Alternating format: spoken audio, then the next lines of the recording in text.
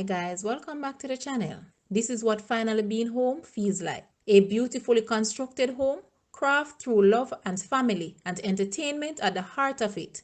With a 5 minutes drive from Manor Park, you can be home in a cool, lush valley that opens up towards the city. Your new home has numerous spaces that can allow you to either enjoy the beautiful Jamaican hills or the ever-moving city life and the world's 7th largest natural harbor. The home boasts many constructed spaces, such as an outdoor bar and lounge area, an official dining room, a sitting room, a living room, a study room, a home office, and with over 32,000 square feet of land space, there is enough room for your home garden. Come on home and see for yourself. Guys, let's take a look at this house and please watch the entire video for more details at the end.